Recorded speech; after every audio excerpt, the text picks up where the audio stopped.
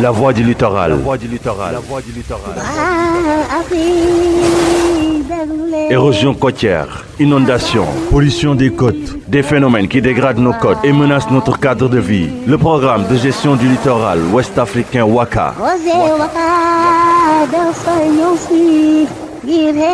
Dans une émission radio, La Voix du Littoral donne la voix au peuple et apporte des solutions avec WACA. C'est tous les 15 jours, un samedi sur deux, de 11h à midi, sur la RSI, Radio Sénégal International, pour débattre des problèmes du littoral. Avec WACA, œuvrons ensemble pour la résilience des communautés côtières. Des émissions qui sont sponsorisées par la Banque mondiale et les partenaires du WACA sur la RSI, Radio Sénégal International, 92.5. ñëw na Sénégal Côte d'Ivoire ak Bénin. jërë ngeen jëf ci ànd bu ngeen ànd ak CAF FM 94.1 ñu amaat mbégte gu rëy ànd ak yéen ci seen émission La Voix du Littoral. La Voix du Littoral nag doon seen émission bi nga xam ne waa Banque mondiale ñoo leen ko jagleel ànd si ak seen partenaire WACA ngir fas yéene waxtaanee lépp li nga xam ne tey jii moom mooy érosion côtière di inondation ak pollution des côtes. bu ñu nee érosion côtière dañuy dem ci li nga xam ne tey mooy dëkkuwaay yi géej gi nangu muy jafe-jafe ju rëy joo xam ne population sénégalaise yëpp ñu ngi koy jànkonteel. bu ñu jógee ci loolu nag dañuy wax ci li nga xam ne tey jii moom mooy les inondations muy mbënd mi te mbënd bi la plupart du temps lan moo koy indi mooy li nga xam ne tey jii population bi tam ñu ngi koy jànkonteel muy effet changement climatique bu weesoo effet changement climatique leneen lan moom mooy indi mbënd bi mooy li nga xam ne tey jii aussi moom mooy les effets anthropiques mooy nit ñi nga xam ne dañuy ñëw si plage yi peut-être di tubb suuf si wala ak yeneen i jëfin yi nga xam ne loolu yëpp ci impact des changements climatiques la bokk waaye am na beneen phénomène boo xam ne tey jii jaaxal na population sénégalaise phénomène boobu lan la muy la pollution des côtes ñu gis ne géej yu bëri ñi ngi am jafe-jafe mbalit yi ñi ngi koy tuur fu nekk saa su nekk ci nu nekk muy nuire à la santé des populations sénégalaises tey nag suñu émission La Voix du Littoral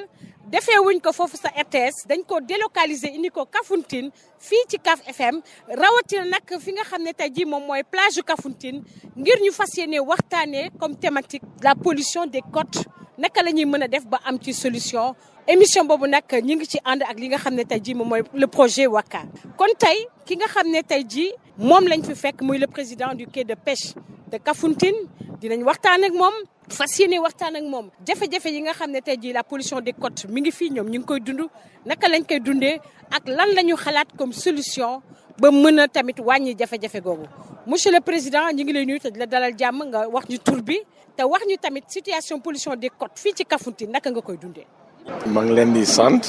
kontaan naa lool. ma kontaan parce que émission bu mel nii gëj na fi am. man Boubacar Diaban laa tudd. man maay le président du quai de pêche de Kafountine. maa ngi leen di féliciter. parce que vraiment émission bi. émission la boo xam ni émission bu am importance. ku ne géej mu xam ni géej daal dafa war a am entretien. géej dañ ko war a aar. fu mu toll nii déchets yi dañuy bëre. surtout les déchets plastiques. fii Kafountine problème bu ñu am mooy problème environnemental. déchet plastique bi bokk na ci. de ce fait émission bi vraiment kontaan naa si lool. président ñu gis ne tey jii ñu ngi fii ci quai de pêche bi mais gis nañ ni mbalit mi bëri na fi lool te géej gaa ngi nii jege leen lan moo ko waral. mbalit mi bëri na trop. acteurs yi ñoom ñoo fay tuur. parce que fii bés bu nekk ay tonnes ñooy génne. que ça soit plastique ou que ça soit de la matière solide. c'est ça qui fait que y a beaucoup de mbalit. alors mbalit bi tam Kafountine léegi suñu espace bi l'espace est réduit. de ce fait xamuñu fan lañ war a tuur suñu mbalit. léegi nag en général tey xanaa nga joxal ñu rek suñu présidente des femmes transformatrices soxna si nga wax ñu tur bi rek te nga wax ñu mbalit mi nga xam ne tey jii ñu ngi koy gis ci wetu géej gi muy pollution des côtes lan moo ko waral ak naka la ñuy mën a def ba xeex ko. asalaamaaleykum man maa ngi tudd Niorta Fatou Diatta maay présidente des femmes transformatrices de Kafountine. ci mbir mbalit lañ nekk di wax. fii ci quai de pêche Kafountine comme ni ko président waxee amatuñu espace ndax géej bi lekk na lu bëri te ñii fii booloo di liggéey dañoo bëri ñii nekk fii di liggéey dañoo bëri te ku wax liggéey wax mbalit baa ngi nii jooru foo wër ci quai de pêche bi mbalit kese la. Kafountine dañoo am problème dépotoir déchet Kafountine problème dépotoir déchets la ñu am parce que normalement quai de pêche suñu balayeurs yi bu ñu balee ba pare ba dajalee la mairie moo war a ñëw jël mbalit boobu yóbbu ko fu ñu koy yóbbu waaye mairie seen bopp ñoo am problème parce que Kafountine amul dépotoir déchet kon loolu moo waral déchet bi jaxasoo fii ak nit ñi te déchet bi warul fii jaxasoo parce que hygiène la ñu wax moo baax ci santé nit ñi kon hygiène boobu Kafountine amuñu ko ndax mbalit foo wër ci quai de pêche bi mbalitaa ngi foofu site de transformation it boo fa demee li nga gis fii ci quai de pêche bi loolu nga fay fekk waaw yoolu moom ñu ngi koy joytu bu baax a baax ndax ñun macha allah ñun transformatrice yi liggéey bu hygiène qualité la ñuy liggéey waaye ba tey des na tant que mbalit bi amul fu mu dem daal ñun dañuy yaakaar ne amuñu hygiène te loolu dafay jouer ci santé. ñu ngi lay jaajëfal présidente ñu jox rek ki nga xam ne tey jii moom mooy le président du CLPA de Kafountine muy Abdoulaye Demba président gis nañ ni tamit ni plage bi mi ngi nii à côté te bu ñu nee pollution des côtes jafe-jafe bi mooy lépp lu jug nekk ci géej gi rek tey bu ñu nappee jën yi dafay delluwaat ci ñi nga xam ne tey jii ñoom ñooy population bi parce que ñooy lekkaat jën yi ñoo war a xool yenn matuwaay feebar yi ci ñoom lay dalaat naka nga gisee cette pollution des côtes au niveau de Kafountine. voilà merci asalaamaaleykum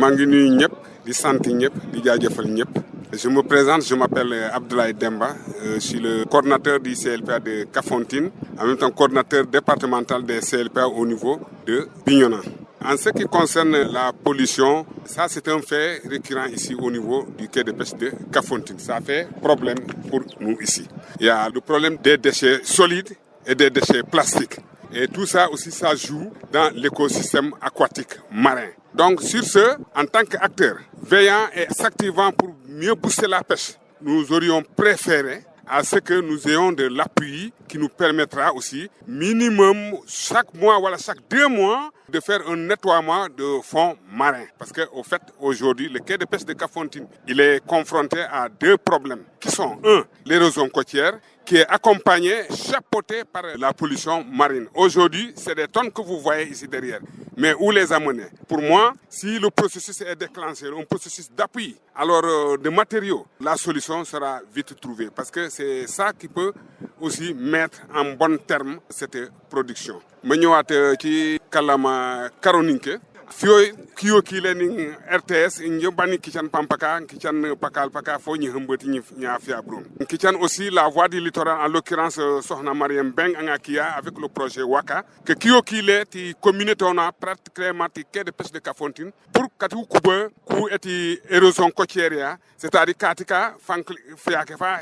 enakoni ti quai de pêche ya ni lompo mbalitia. Parce que fio anona la ne man alu janto la wantal fofia et qui ne jobi le buson fani juk fa fie tonnage ba e mbale donc ulum le projet Waka ti gorugoro ete ka ciona jon inshallah e fikeke ka biyan kankano la probina arrêté katika fanki kefa nim fula toko lompo mbalitia pour me e fen ou ko e kalia c'est vrai angu pin petit la mairie mais je pense que les que kupka ka payaba solution ya e fetako mais ulum aussi projet Waka katika singona pour katika bin arrêté fank ne koni fa ning le nettoiement et ti katika libo bumbusuba parce que wahowa pache pakanka nengne kaka kanisti katika angu problème et jobiot et long eti sonsa donc lumalum projet pour kayankankan kinem soit puten ou bien jorang e yemia e feni no la permettre him bukambani ba no nakati manma no kosa salte mi ali bobuson nimpu jalaba aussi et aussi un kanka keka pour hijob kasia ka pujonku ba pampaka lenka kos kasia ka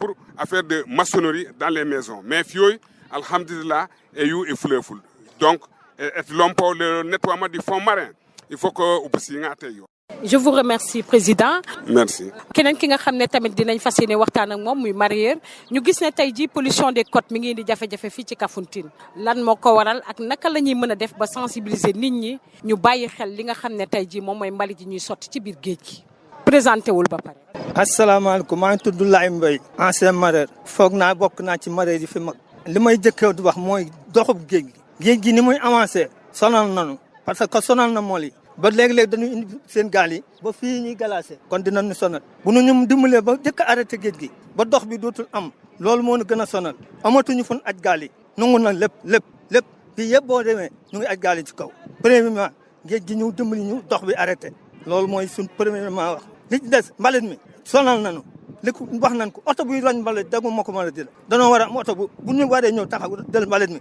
mu jël ko loolu donc moo ko jëlee mbalit mi mais en tant que amul lu ko fi jëlee toujours fii nii lay def dafa am oto bu nu balee teg ko ci mu génn ko fii mbalit ci géej lan lay indi day dàq jën mën naa tax jën dootul am day yàq géej mbalit ci géej day yàq géej mën naa tax jën dootul am waaw géej warul am saltement.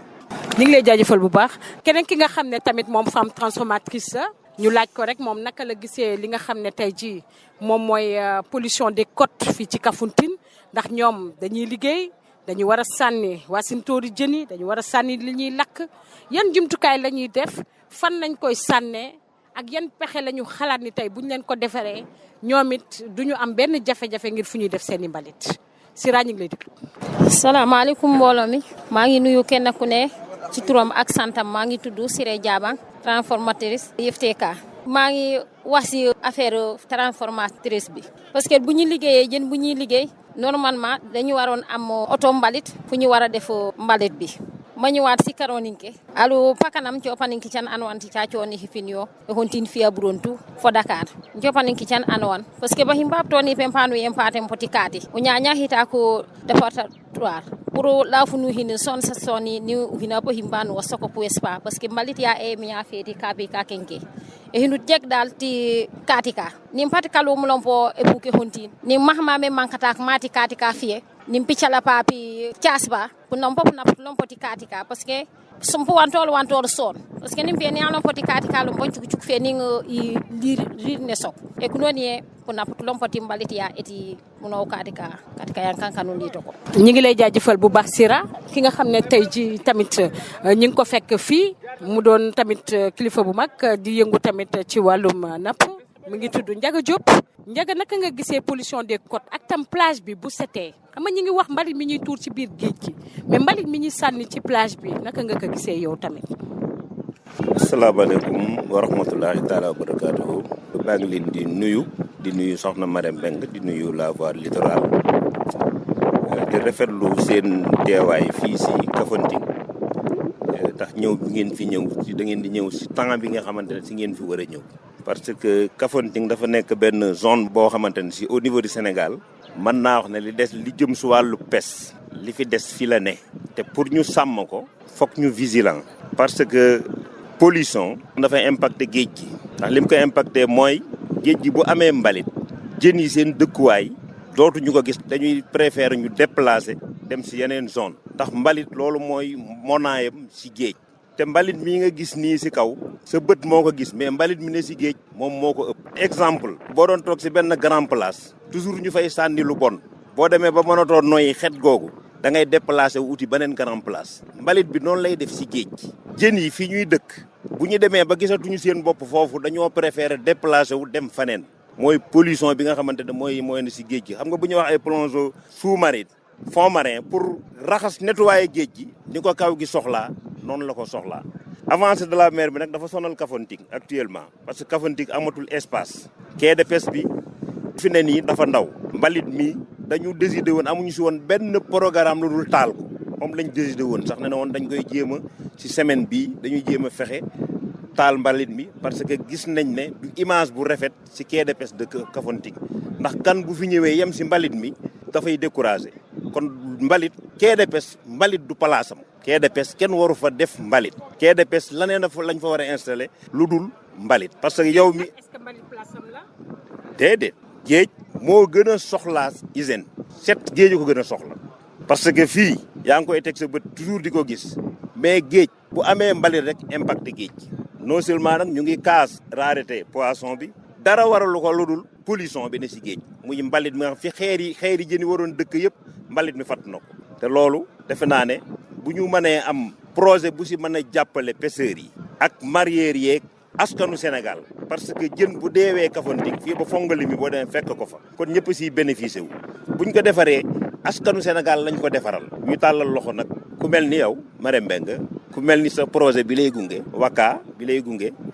dañu soxla seen taxawaay pour ñu dimbali ñu Kafountine it dafa am benn lu ma dégg sànq ñu wax ko xam nga Kafountine amul benn camion buy ramasser mbalit fii boo amee déchet amoo si benn xalaat loolu da ngay gas kàmb suul ko si naam dootoo gis déchet bi mais yàq ne fa nga ko suul parce que fa nga ko suul day impacté foofu suñu problème mooy camion bi roñ mbalit te Kafountine xoolal espace bi ni mu toll ni mu tuutee ak ñaati milliers de personnes ñoo fiy dund te dara waralu ko loolu espace bu ndaw. ñu ngi lay jaajëfal bu baax. jërëjëf. ñu gis ne tamit femmes transformatrices yi ñoom it jàmbaar lañu liggéey bi am na solo soxna si wax ñu yéen femmes transformatrices yi seen i mbalit fu ngeen koy yóbbu. salaamaaleykum mbooloo mi maa ngi tudd Arjana Koli maa ngi joytu ci mbalit bi nekk fii ci tefes gi mu gën a métti si ñun femme transformation bi suñu site bi boo fa demee bu ñu amee gan dañ koy ruus a présenté ndax mbalit mi nekk ci site bi xoolal tefes gi ni mu mel lii nekk fii moo nekk fële ci suñu site bi fii ci tefes gi boo wàccee sa pour toog wala pour jënd jën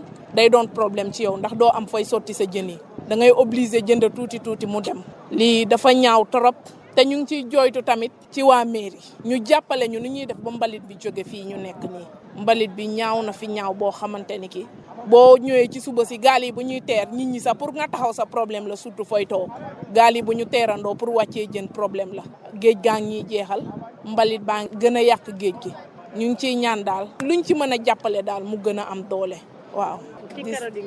yaa lum kaaw pëgatee hontin anguñ ci Arjana Koli pati kalum meria et puis yankankan pampaka ti katike et puis sani po honge te ti katike parce que katika kete hontin kala chat ke mieni suwanani farati city ala ni nu yakila po hin cité don e suwanani par rapport ni pike site pa utakut lemen ni smbalit lanu hilla po hin to kono ni smbalit te usok po hin pe kule nu yake po hin babto ni pakule tem nato ka po hontu wolli bar nato ka ni tika hinuma adla fi hili son sa stoni sincan kati ka lanu singele mbaliti afane yemfa mairie yankankan pampaka e pinges pampaka fay fu hin uputak solution mbalite ye e pi yano kapi ununu yano kapi nin kane kamu no mamti katika parce que mbaliti ya nin katika kimengiyo mbaliti ya nanyo honene tumuno katika pi yankankan pampaka fay fu hina upunenga katika kupukul parce que katika kati hipayu e honti ñu ngi lay jaajëfal bu baax président ñu gis ne yow yaay président quai de pêche fii ci Kafountine ñu gis ne tefes gi tamit président gis nañ ni quai bu agréé la te set bi dafa bokk ci condition yi nga xam ne la ñuy agréé quai bi est-ce que tiitoo tuuti sax ci mbalit mi ci tefes gi tey jii. mbalit bi daal ma ne en tant que président du quai de pêche fu ma toll nii dama tiit ci mbalit bi waaye mbalit bi du sama responsabilité c'est la responsabilité de la mairie ñun lu ñu am mooy nettoyer ñëw jóor fii mairie bi moo am droit ñëw jël yóbbu ko ci biti donc fu mu toll nii maa ngi ñaax monsieur le maire pour mu jàppalee ñu ngi koy ñaanal tam pour que mu am camion boo xam ni dina ñëw di roñ bagage yi saleté yi ci tefes. Monsieur Abdoulaye Demba ñu gis ne yow aussi yaay représentant maire bi fii maire. oui. naka nga gisee tey jii li nga xam ne tey jii le président du quai de pêche wax na ko ak yéen lan ngeen xalaat ni moom ngeen trouver comme solution pour régler le problème de la pollution des côtes. Merci. Je tiens à vous saluer tout acteur présent ici. Concernant les déchets, surtout la poubelle qui est là déversée, dans le concept et l'écriture des quais de pêche, il est dit que tous ces déchets-là devraient être mis dans des bacs posés à la porte du quai. Ça serait à la portée de la mairie, de là-bas, que la mairie doit prendre et faire amener. Mais au niveau de la plage, ça c'est vraiment un autre problème. En dernier conseil, nous sommes dans cette dynamique-là. C'est moi qui représente le maire ici, au niveau du quai de pêche de Kafountine. Nous sommes dans cette dynamique, pour trouver par-ci ou par-là un camion qui pourra faire le nettoiement ou bien le départ de ces poubelles dans la commune. Quand je dis dans la commune, le quai est inclus là-dedans. Donc, comme le processus est un processus qui est déjà lancé par une nouvelle gestion, parce que nous, aujourd'hui, comme lui, il est nouveau dans cette gestion de ce quai de pêche, c'est comme ça que la mairie aussi, c'est une nouvelle équipe qui est à son 6 ou bien 7e mois. Est-ce que ouais? C'est pas parce que nous manquons de la maîtrise, mais aussi une maîtrise, il faut qu'elle soit accompagnée par les moyens. Nous sommes à la recherche de par-ci, de par-là, soit un partenaire qui pourra aussi accompagner la mairie à surseoir et bien à répondre aux besoins, surtout du côté hygiène et salubrité. Parce que qui dit hygiène, salubrité, il y a la santé, il y a la prospérité, ça englobe tout le problème. Parce qu'en fait, même le vent fait retourner ces déchets-là dans l'eau et ça pollue et ça empêche aussi et ça étouffe les abris de reproduction du milieu aquatique. Et tout ça, c'est des problèmes. Donc, c'est pour revenir confirmer, dire que la mairie en est consciente. Nous sommes dans cette dynamique-là. ma ñëw ci kàllaama karoninke président nu mu wax ni wax bu leer la hilim he coonole te hi canga hilimo eto e hantume hi canga e yana sokaya pour mbalit ya normalement poko ti mañma e manka sayolma tata pourcentage e yemiya e kenanka une verse mairie lompo ci 35% ya toko nkanyange kay ka job mbalit ya ka wantio pa nuwanta pa mbalit eti commune bare fiyoy c'est pas parce que hil ulu jalu fe ulu fiti hinu non ti dynamique yu ti pitine mbunu yem parce que akina fana en fa anange yeni ti gestion eti marayeti ke de pêche uni lompo fiunu yeni ke yeni ti marayeti meria ne sokut que o mit pe imba peto ina imba maîtriser pe ina am mi bo nyawonya mais tant que atakutu e jibeti e nebiti pe imba fi bu nebita takina il faut que e jibaya moy poche bi il faut que e jibaya e ptak wax et que ne magnima c'est dans ça nous sommes on nkati putin ba inshallah pour beleye anata jukuyole les effet cool a juku be bambuin bula pampaka fi abro parce que mbalit ne jobi job ko kuñ anona mimi donc alhamdulillah.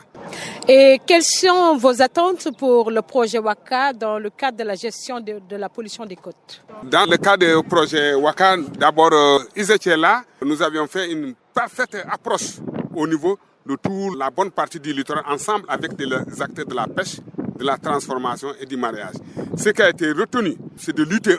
contre l'avancée de la mer. Parce qu'aujourd'hui, quand on dit la pêche, il y a impérativement un maillon qui est là-dedans, c'est l'essence. Aujourd'hui, on a minimum 4 stations à essence qui sont déjà parties causées par l'érosion côtière. Et dans ça, il y a le nettoiement du fond marin. On en a vu, comme les autres quais, comme ils l'ont fait, accompagnés par Waka. Dans ça, nous attendons Waka, que Waka vienne nous accompagner en matériel pour éventuellement que nous arrivions aussi à mettre tout dans l'ordre. Parce que c'est notre souci, c'est notre désir. Nous le voulons très très bien parce que ça va dans le bon conditionnement de notre travail. À bras ouverts, à cœur ouvert, nous sommes et nous activons vers Waka pour que ce processus-là se décante. Nous avons les hommes sur place qui sont en mesure de le faire. Merci. jërëjëf président du CLPA mi ngi tudd Abdoulaye Demba keneen ki nga xam ne tamit dañ koy joxaat kaddu gi muy suñu mareyeur bi ñu koy laaj rek moom lan lay xaar ci projet Waka ngir mbalit mi mën fee jógee. waaw projet Waka ñu ngi koy xaar pour mu jëlee ñu fi mbalit mi heureusement nag li may jëkk a wax ci wàllu mari laay wax mooy mu dikk dagaaseel ñu ko ci géej ba wàcceel ñu ko boole ko li ci kaw yóbbul ñu ko fexeel ñu ba waxal naa ko avancé géej gi ñu dimbali ñu ba mu avancé géej gi nag moo ñu gën a solal ci projet bi moom loolu lañ gën a jàmmat mu ngeen dimbali ñu projet bi dimbali ñu géej gi ni muy lekkee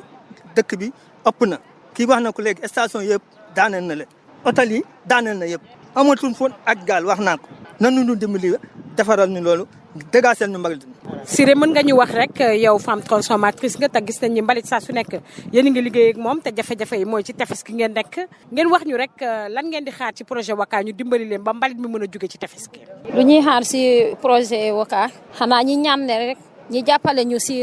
mbalit bi pour mbalit bi jóge fi ak mbalit bu nekk ci biir géej ngeen wutal ñu ay nuurumaan yi nga xamante ne dinañ mun a génnee mbalit yi nekk ci biir géej gi. parce que biir géej gi tamit mbalit bi boo leen ñu jàppalee si mbalit bi foog naa Kafountine ñàkkul jën bi moom dina dellusiwaat soobee yàlla jàppal leen ñu rek si mbalit bi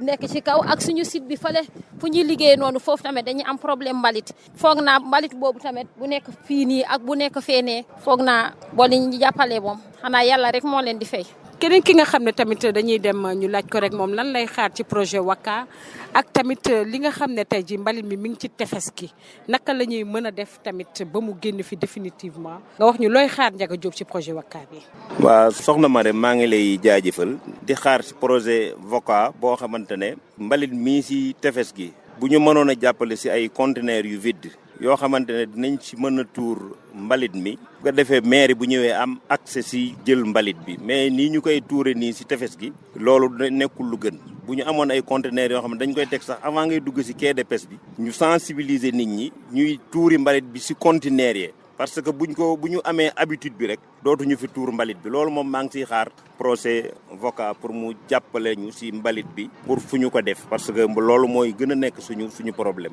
quant à si bu dee lu jëm si wàllu pes nag Marème dafa am genn góor gu ñu naan badundoo yi danaan géej gi dafa ënn te géej gu ënn boo amee cere ju ënn bëgg koo siimee yàpp wu duuf kenn du ko lekk géej gi dafa ënn gi mooy foog ñu ut projet bu ñu jàppale si ay plongeurs fond marin ñu mën a nettoyer géej gi ndax Yoff def na ko Thiaroye def na ko Kafountine soxla na ko parce que fii bu ñu fi amee benn AMP mu nekk fii zone de Abéné AMP bi dafa bari na jën mais jën wi mënul taxaw parce que dafa salte te foofu moo gën a soxla fond marin parce que parc la boo xamante ne buñ ko saytoo mën na dimbali côté sud bi te dara jàpp ko lu dul dafa salte def naa ak ñoom ay émission yoon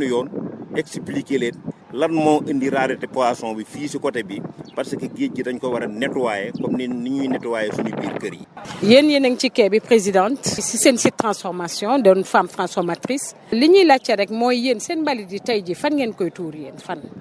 ñun suñ mbalit bi si biir site bi dafa am benn projet bu fi ñëwoon def fi ay fondement ñu ne woon dañuy tabax waaye seen liggéey bi doxul projet bi doxul léegi fondement yi ñu def foofu ñun foofu la ñuy tuuree mbalit. foofu la ñuy tuuree mbalit parce que am ñu feneen fu ñu koy yóbbu bu feesee de loolu mooy problème bi bu feesee fii ci géej bi lañ koy yóbbu bu feesee ci géej bi lañ koy yóbbu ndax am ñu benn espace bi nga xam ne foofu la ñuy sandee suñu mbalit ñuy ñaan projet Waka nag mu ñëw jàppale ñu balaa ñuy egg ci sandi mbalit ci géej projet bi nañu ñëw jàppale quai de pêche Kafountine ñu xam fu ñuy defee suñu kii bi waaw ndax ñun liggéey hygiène et qualité la ñuy jàng dañoo am ay formation yu bëri ci hygiène et qualité moo tax ñun bu ñu demee ba ñu gis mbalit bi ak fu ñuy liggéeyee suñu xol yi du ko nangu parce que dañ ko jàng ma leen di sant yow mi madame ñëw représenté fii projet Waka ñu lay sant di la gërëm ci sa liggéey ndax liggéey bi ngay def ci littoral bi ndax ñëpp dañ koy déglu kon lu am solo la kon ñuy wax rek projet bi ñun ñu ngi koy xaar fii pour mu ñëw jàppale ñu au niveau de Kafountine jàppale Sénégal jàppale sous-région bi yëpp ndax li fiy jógee ci jën yemul ci Sénégal kese sous-région bi yëpp dañ koy njëriñoo kon damay wax ne Waka dañoo jàppale Sénégal jàppale Kafountine jàppale ñëpp daal loolu laay wax merci beaucoup. jërëjëf présidente ñu ngi lay jaajëfal bu baax présidente quai de pêche bi moom tamit ñu ngi koy jaajëfal te di ko laaj lan mooy mot de la fin. man moom sama mot bi mooy ma ngi ñaan jàmm am. jàmm su amee moom incha allah ñi dinañ liggéey ci ay anam yu baax ma ngi ñaan tam pour que suñu quai de pêche bi nu mu mel nii ñi amaat beneen quai de pêche bu bees parce que nu mu mel nii ça ne va pas du tout fii dañuy nekk quai de pêche la waaye du quai de pêche parce que soo xoolee quai de pêche boo xam ni amul voie d'assainissement soo xoolee quai de pêche boo xam ni infrastructure yëpp dañu màgget ça ne va pas du tout donc ma ngi ñaan pour que le projet Waka jàppale bi surtout mbalit bi nettoyer les fonds marins ak mbalit bu nekk suñu gannaaw nii wasalaam. jërëjëf ñu ngi lay jaajëfal bu baax président di jaajëfal tam ki nga xam ne moom mooy président du CLPA de Kafountine mooy monsieur Abdoulaye Demba nekk en même temps le représentant du maire monsieur Abdoulaye Demba c'est quoi votre mot de fin. Voilà, c'est juste pour nuyu leen di leen sant aussi. di jaajëfal le projet Waka. yéen tam soxna Marième Mbengue déplacement bu ngeen def ni kontaan nañu trop lu ñuy ñaan le projet Waka mooy maanaam comme l'autre acteur lu mu ko waxee buggee wax soxla nañu ay plongeurs des équipes de plongeurs ñu ñëw fii ensemble avec nous pour le nettoiement du fond marin. 1 2 qui lutte contre l'avancée de la mer parce que tey suñu essenceries yi suñu stations essentielles sont tous installés sur le littoral donc tey un minimum il y a déjà 5 de partis. Et il y a un petit nombre qui reste, géej gi mu ngi dugg toujours. Donc, nous sommes beaucoup plus pressés avec l'appui de Waka pour, 1, le nettoiement du fond marin, 2, l'arrêté de l'avancée de la mer. Nous, en tant que représentants du maire, tout ce qui a été dit, c'est à juste raison. Ñun tam, la commune, dinañu sàmm suñu wargar, def suñu wargar. Donc, merci. jërëjëf merci monsieur Abdoulaye Demba ñu ngi lay jaajëfal bu baax di jaajëfal tamit suñu papa bi nga xam ne Joal la jógee waaye nag foog naa ni waa Kafountine nangu nañ ko ba noppi léegi sax day làkk Karoninke nee na mi ngi góorgóorlu daal léegi Karoninke la. waaw léegi Karoninke la maa ngi demate Karoninke la nangu na. waaw papa ñu lay laajte rek lan mooy ce mot de la fin. mooy ñu ngi gërëm projet bi di kontaan ci ñëwam di leen gërëm yéen ñi ñëw pour laaj ñu wax leen ñu ngi leen di gërëm di leen ñaanal. bu dee da ngeen a dem ci yoon yàlla yóbbu leen ci jàmm lii ñu jàmbat nag dañ koo yàkkamti waaw buñ mënaan suba ñu commencé ko lu nu yàkkamti la mu gaaw. jërëjëf di jaajëfal keneen ki nga xam ne nag moom mooy Ndiaga Diop Ndiaga lan mooy ce mot de la fin. waaw son mot de la fin de mooy rafetlu seen ñëw fii si Kafountine di rafetlu taxawaayu la voie du littoral li ñu ko dénk mu ngi koy matale ndax bu ñu la dénkee la voie du littoral nga topp littoral bi di xool jafe-jafe ñi ci littoral bi defe naa ne yow matale nga lépp ñu la ci sant di la ci gërëm li ñu am li ñuy wax nag nañu avancé de la mer bi sama mot de la fin géej gi li mu avancé ëpp na 600 mètres ñun ñi nga xamante ne presque def nañ fi 20 ans xam nañ fi tefes gi ne woon ak fi mu nekk tey bon projet la boo xamante ne nag du projet bu ndaw mënu ko engagé wu parce que mbir la moo xamante ne lu mag a koy defar li le président quai de pêche bi wax it mu doon lu wér ñun amuñu quai de pêche quai de débarquement la ñu am mais amuñu quai de pêche parce que mbaar mii ñaari oto xajuñu fii plus de 500 pirogues ñu ngi fi di débarquer ci benn mbaar boo xamante ne ñaari camion fi mën a taxaw loolu du quai de pêche quai de débarquement moo fa mais quai de pêche amu fi di leen sant di leen gërëm di rafetlu sa ñëw fi ci fii di waxtaan ak acteurs yi nga xamante ne fu ne nit jóge na fa ñëw fi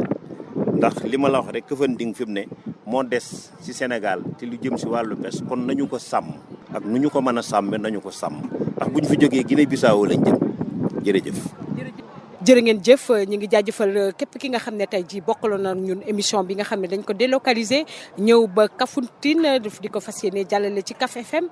tamit di leen jaajëfal di jaajëfal ki nga xam ne tey jii moom mooy le président du CLPA di jaajëfal le président du quai de pêche di jaajëfal mareyeurs yi di jaajëfal femme transformatrice nga xam ne ñoom tamit liggéey gi ñu ngi ciy bàyyi seen waar bu baax a baax di leen fàttali rek suñu thématique lan la woon mooy la pollution des côtes dañu ko délocalisé ñëw fii ba ci tefes gi fas yéene cee waxtaan ndax gis nañ ni jafe-jafe bu jéggi dayoo la fii ci Kafountine naka la ñu mën a def ba trouver ay solution waxtaanee nañ ko ci émission bi di leen jox incha allah di daje ba beneen yoon jërë ngeen jëf.